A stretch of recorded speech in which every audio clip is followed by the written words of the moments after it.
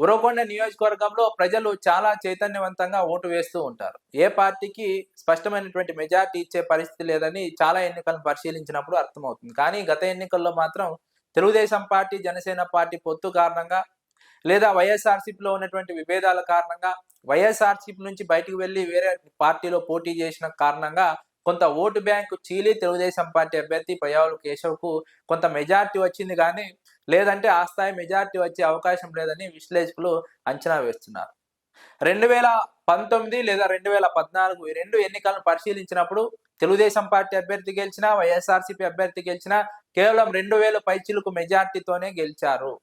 వైఎస్ఆర్‌సీపీ అభ్యర్థిగా పోటీ చేసినటువంటి వై విశ్వేశ్వరరెడ్డి కంటే ఆర్థికంగా బలవంతుడైనటువంటి అన్ని రకాలుగా బలవంతుడైనటువంటి పయ్యావుల కేశవ్ 2014 ఎన్నికల్లో 2000 ఓట్లతో తేడాతో ఓడిపోయారంటే అర్థం చేసుకోవచ్చు ఇక్కడ ప్రజలు ఎంత చైతన్యవంతంగా ఉంటారు.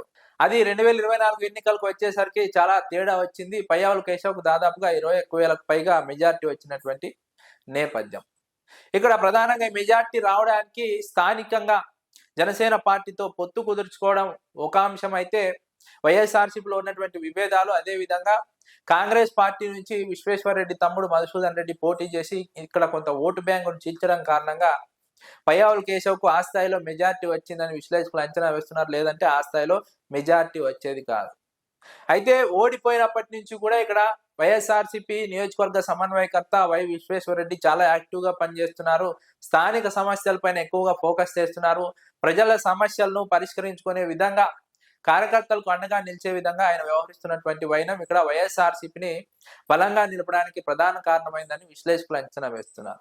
స్థానిక రైతులకు ఇబ్బంది కలుగుతోంది హంద్రీ నీవా లైనింగ్ ద్వారా అని విశ్వేశ్వరరెడ్డి మొదటగా ఇక్కడ ఈ నియోజకవర్గం నుంచి గొంతెత్తారు, పోరాడారు, ప్రజల్లో చైతన్యం తీసుకొచ్చారు, రైతులను చైతన్యవంతులు చేశారు, అనేక కార్యక్రమాలు నిర్వహించారు. ప్రజల్లో ఈ అంశం ద్వారా చైతన్యం తీసుకొచ్చి తద్వారా వైఎస్ఆర్‌సీపీకి అడ్వాంటేజ్ గా మార్చే ప్రయత్నం చేశారు వై విశ్వేశ్వరరెడ్డి. అదే విధంగా చాలా సమస్యలపైన ఆయన పోరాడుతూనే ఉన్నారు. దీంతో పాటుగా నిత్యం తెలుగుదేశం పార్టీ వల్ల ఇబ్బంది పడుతున్నటువంటి కార్యకర్తలకు గాని, ప్రజలకు గాని అండగా నిలిచే ప్రయత్నం చేస్తున్నారు. తెలుగుదేశం పార్టీ అవినీతి అక్రమాలను ఎండగట్టే ప్రయత్నం చేస్తున్నారు. తెలుగుదేశం పార్టీలో జరుగుతున్నటువంటి దాడులు, దౌర్జన్యాలు వీటన్నిటిని కూడా ఎండగట్టే ప్రయత్నం చేస్తున్నారు. వైసీపీ కార్యకర్తలకు అండగా ఉంటున్నారు.